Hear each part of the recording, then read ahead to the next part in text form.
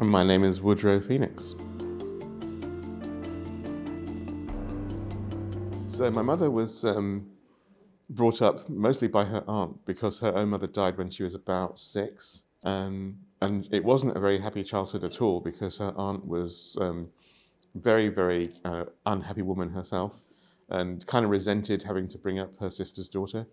So my mother's memories of her childhood are all very painful because, she was miserable a lot. So she spent lots of time in the church. She was a very good singer, and she became a soloist for the Guyanese Philharmonic Choir. So she wanted to make something and create something. So for her, it was about building something with other people that she could be part of. And she felt very keenly that she didn't want people to suffer like she had, so she would do whatever she could to make other people's lives better, even if she couldn't make her own better. Powell went to Guyana, went to West Indies, went on a tour of the Caribbean islands, asking people to come to Britain to help with, the construction after the war. So, all these immigrants who came from, the West Indies came here because they were asked to come here. But she didn't enjoy the fact that, as a immigrant, she was treated quite badly. She didn't get the kind of breaks and the kind of money and the kind of respect that her white co-workers got. They wanted very much to buy their own house so that they could at least have some kind of, security and some kind of self-respect. But it was very hard to buy a house because nobody would sell a house to black people either. So the only way they could get around it was to get the person who was my godfather, who was white, to pretend to be the buyer for a house. And that was turned out to be quite a big deal because, of course, the people who were selling the house were very angry. They had been tricked by these black people, and they did all kinds of things to the house before they left, just in spite. Well, I think once they arrived in Lewisham and they became established here, my mother decided that what she wanted to do was foster children herself.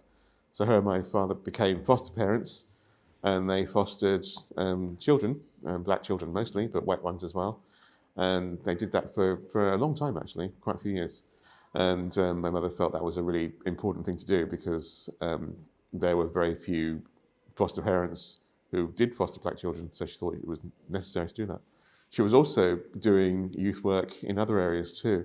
So she decided that what she needed to do was to set up a youth club in Lewisham for all the young people there who had nowhere to go.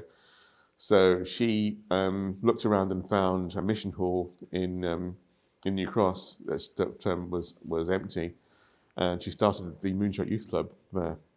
So that got burned down in an arson attack by the National Front in the mid-70s, but she decided to raise the money to build a purpose-built building. So it took 4 or 5 years, but she raised the money, and that was match funded by Lewisham. So that was the first purpose-built centre for black people in Britain. And so back then there were no youth clubs at all. So of course you just had a situation where people were just hanging around in the street and getting into trouble because people don't want teenagers hanging around in the street.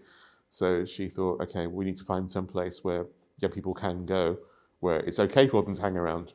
So thinking about what she did in Ghana, she just thought, well, we can do the same thing here. We can just find a place, like a library or something, where kids can get together, they can play table tennis, they can play cards, they can hang out, and it's not going to be a problem.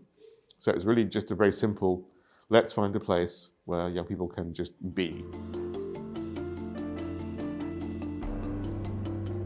When she was offered the MBE by Queen back in 1972, she turned it down because she said that there wasn't any point in having a medal when she couldn't afford to care for the children she wanted to care for and she had nowhere to put them. So the Borough of Lewisham said, well, if you will accept this, then we'll work with you to house the young people we want to house. So they found a property that was empty and they offered it to her, and she accepted that, and then so she accepted the MBE under those conditions. So that house then became the Master Phoenix Memorial Trust, named after my sister, and it's a medium support hostel, and it houses 21 young women in 21 rooms. And its main brief is homelessness, really. But some of the young women there come from various kinds of complicated family situations and things as well. And so that's been running since 1974. So that's 40 years it's been there. She was very creative herself. So when she wasn't doing all the other things she was doing, I remember as a child, she got very into making candles. We would go with her, to this shop in Hammersmith where she'd buy these big slabs of wax to sculpt into candles. Then she got very into sculpture itself as a thing. She learnt ceramics and she began making, sculptures. The garden has lots of her sculptures in it, and there are a couple in the house as well. Also, she was a very, very skilled dressmaker. Her and my dad started a dressmaking company called Phoenix Fashions in the mid-60s. That did not work out, but they were both very, very good at that, very professional. So most of my clothes as a child were made by my mother. And also she baked lots of cakes. Because that was one of her main fundraising things, was baking cakes. Because Guyanese cakes with lots of rum in them and fruit and things were very popular. People liked them. They're a very good fundraising device. People would buy a cake very happily. Her main gift to me, I guess, is just the idea that you can do things yourself. You don't need to wait for someone to give you permission.